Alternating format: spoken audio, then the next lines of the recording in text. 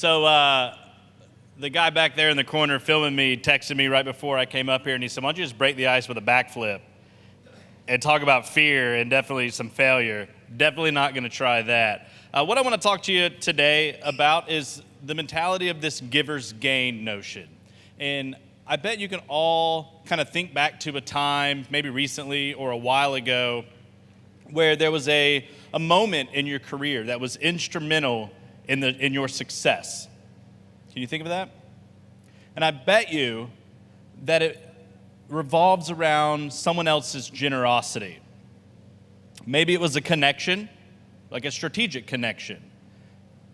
Maybe it was a lead where you landed the largest proposal that you've ever written. Or maybe it was simply that they bailed you out and forgave you after a costly mistake. Or it was some of their time or advice that they gave you. For me, this instrumental moment happened about 8 years ago when I had first started my company. I was networking up in Indianapolis, Indiana, where I used to live, and a gentleman came up to me and he said, hey, I want to introduce you to Dave Arlen. Dave owned a PR and marketing firm, and he always teamed up with web designers to help on projects. And Dave and I started talking, and we kind of hit it off a little bit, and 2 weeks later, I found myself walking into a very large headquarters of one of Dave's clients to help pitch a whole complete website redesign. And this client was RCA Televisions. It was one of those proposals that had that extra zero on the end.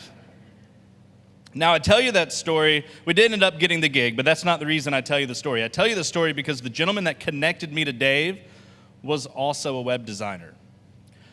But his forte was a little bit more on the logo and branding side than building websites. Although he could build a website, he decided to give that connection to me instead of taking it on for himself. And I thank him every day for that. Now, I thank him in more ways than one. His gain out of that, although he didn't do this on purpose, I don't think, but his gain out of that is I'm about a 0 on a scale of 1 to 10 when it comes to designing a logo. And so in return, over the next few years, while I still lived up in Indianapolis, I continued to send Matt as many leads as I possibly could when we got a logo referral or a branding job. Now, a lot of people kind of think that this whole giver's gain mentality is complex. It's this huge strategy that they don't even want to touch. But I think it's quite simple. But unfortunately, we've been brought up underneath the whole notion of that we're competing against one another out in business. And that there's this giant fear that if we don't take that referral or we don't take that lead, if I'm a designer and I'm networking, or if I'm a developer and I'm out there networking, that I should grab as many leads as I possibly can and do the work, because that's the only way that I'm gonna make money. But what if we flip that? What if instead of taking every single lead that we possibly can, what if we work together? What if where someone else is strong and I'm weak, what if I send that lead or team up with that other designer that's a little bit stronger in something that I'm weaker in? And giving doesn't necessarily always have to be connecting the dots for somebody. You can give in plenty of ways. You can give of your time. You should give advice. You can even give a discount on your services. We are very fortunate in this community, in this area, that we have a ton of startups. We have a lot of young professionals, recent graduates, that instead of going to work at a 9 to 5, they choose to work from 6 to 6. And they have a ton of passion, but they don't have a lot of this. And a lot of that makes the world go round, of course, but sometimes, what if we just gave back a little bit and said, you know what? We preach that designing a logo and having strong brand and having a nice website is important, but you know what? I know that you can't spend thousands of dollars on that right now. What if somebody would have passed up the idea that a little company called WebPix needed a logo or a website or a video? And they said, you know what, we can't do that. We can't afford to give you the bottom barrel price.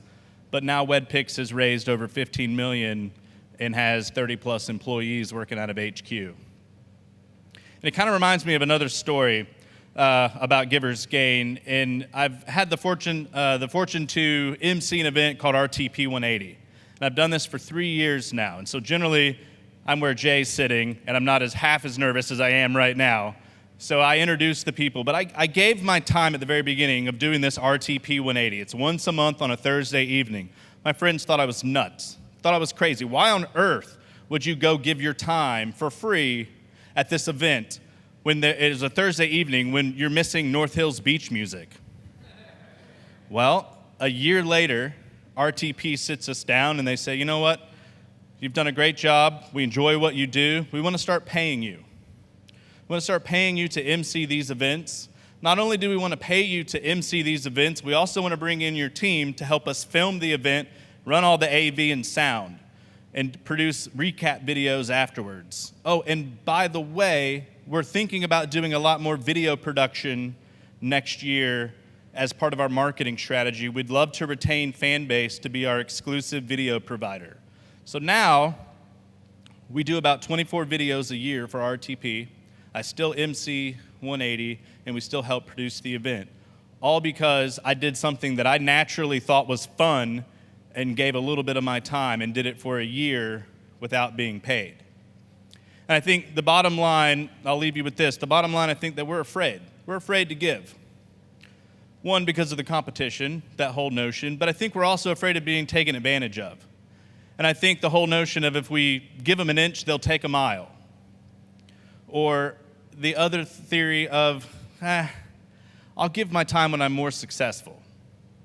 You know, when I've made it.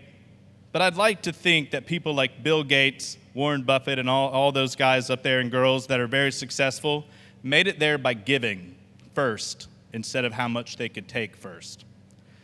And there's two gentlemen in this community that I think are rock stars at this whole giver's gain notion. And one of them's here, the other one's not. But Danny Rosen, the founder of Brand Fuel, and also organizer and one of the founders of Band Together, a wonderful event. This guy gives so much that he gave me a book on giving. So I would encourage you to check out the book. It's called The Go-Giver. It's a phenomenal book. And Danny, I apologize. I told you I had a gift for you, but I will come through on this. I wanted to give you a giant rock because you are a rock star at this whole giver's gain thing. And I will go to a storage drain and find you a giant rock and give it to you, I promise. But the other one is Derek Miner, works for the city of Raleigh. Both of these gentlemen will give you their time, their resources, advice, money if you ask them. But they do it all without asking for anything in return. My gift to you today is if you don't know these two gentlemen, I'd be happy to make that introduction for you. Simply email me, will@growafanbase.com. I'm happy to make that introduction. My challenge to you is, what is your give?